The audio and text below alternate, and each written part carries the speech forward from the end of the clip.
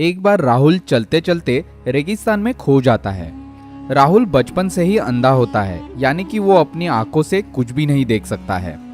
राहुल के पास 4 गोलियां होती है, उसमें से 2 रेड कलर की और 2 ब्लू कलर की होती है। इनमें से चारों गोलियां सेम साइज और शेप की होती है। अगर राहुल को रेगिस्तान में जिंदा बचना है तो उसको एक रेड गोली और एक ब्लू गोली लेनी पड़ेगी। अगर उसने एक लाल और एक नीली गोली का कॉम्बिनेशन छोड़कर दूसरा कोई भी कॉम्बिनेशन लिया तो वो मर सकता है। हमें यहाँ पर एक बात नहीं भूलनी चाहिए कि राहुल अंधा है। तो फिर आप हमें बताइए कि राहुल ऐसा क्या करे कि जिसकी वजह से वो एक ब्लू गोली और एक रेड गोली का कॉम्बिनेशन खा सके और रेगिस्तान में बच सके। आप अपना जवाब हमें कमेंट सेक्शन में ज़रूर बताइए।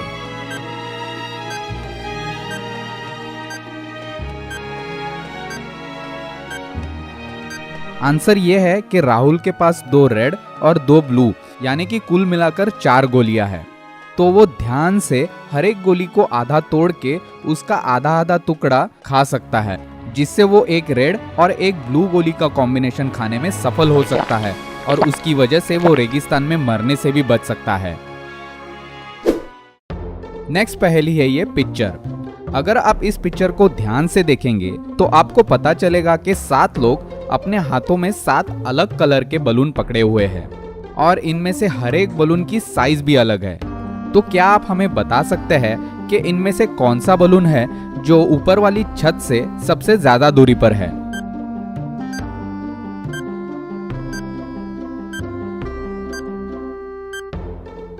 आंसर सिंपल है।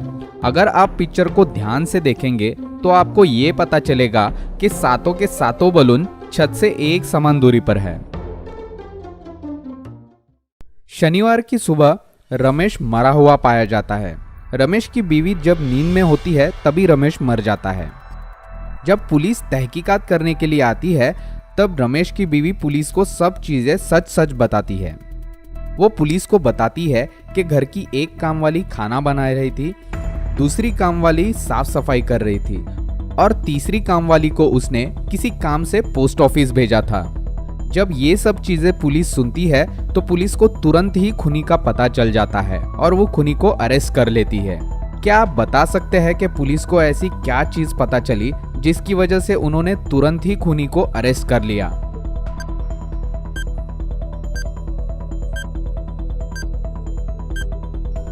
आंसर सिंपल है। जब रमेश का मर्डर हुआ था तब उसकी वाइफ सो रही थी। अगर वो सो रही थी तो उसको कैसे पता चला कि सब नौकर क्या काम कर रहे थे? इसका मतलब रमेश की बीवी ने ही उसका खून किया था और वो पुलिस को झूठ बोल रही थी और इसी की वजह से पुलिस रमेश की बीवी को अरेस्ट कर लेती है। 3 डॉक्टर बोलते हैं कि रमेश उनका भाई है, पर जब रमेश को ये सवाल पूछा जाता है तब वो बोलता है कि मेरा कोई भाई ही नहीं है। अब आप हमें बताइए कि ये 3 डॉक्टर और रमेश, इनमें से कौन झूठ बोल रहा है?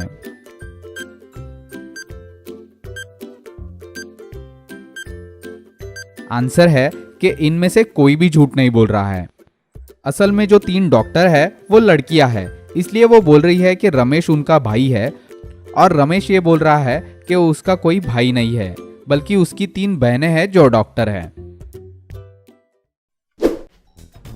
एक फिश टैंक में 10 मछलियां होती है, उनमें से 2 मछलियां डूब जाती है, 4 मछलियां तैरकर भाग जाती है और 3 मछलियां मर जाती है। तो क्या आप हमें बता सकते हैं कि आखिर में कुल मिलाकर कितनी मछलियां फिश टैंक में बाकी रह गई?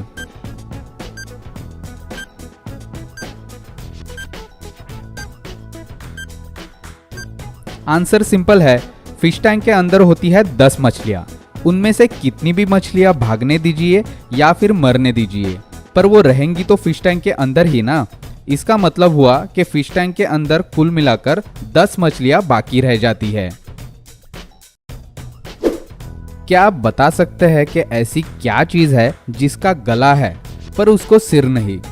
आप अपना जवाब जल्दी से सोचकर हमें कमेंट सेक्शन में बताइए।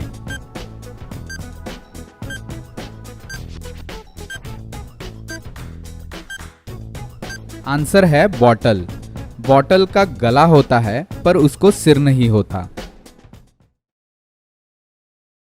एक बार 10 मोमबत्तियां जलती रहती है। खिड़की से हवा आने के कारण उनमें से 3 मोमबत्तियां बुझ जाती है। तो आप हमें बताइए कि 10 में से टोटल कितनी मोमबत्तियां आखिर तक बचेंगी।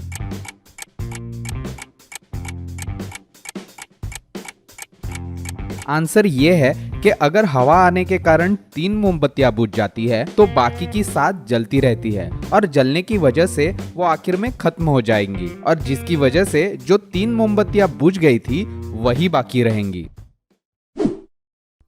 नेक्स्ट पहेली है ये पिक्चर। इस पिक्चर को आप ध्यान से देखिए और हमें बताइए कि इसका नाम क्या होगा।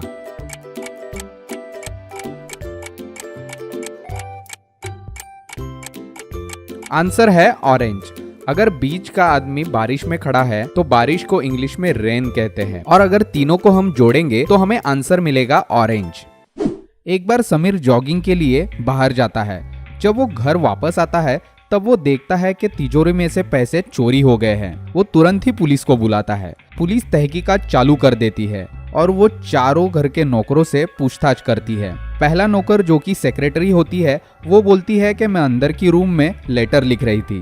दूसरा नौकर जो कि घर का बावर्ची होता है वो बोलता है कि मैं उस वक्त खाना पका रहा था।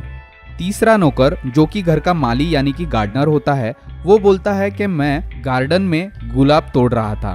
और चौथा नौकर बोलता है कि मैं तो पोछा मार रहा था। पुलिस ऑफिसर उन चारों को अपना हाथ दिखाने के लिए बोलता है। उनके हाथ देखकर पुलिस को तुरंत पता चल जाता है कि चोर कौन था और वो उसे अरेस्ट भी कर लेता है। क्या आप हमें इन चारों के हाथ देखकर ये बता सकते हैं कि इनमें से चोरी किसने की है?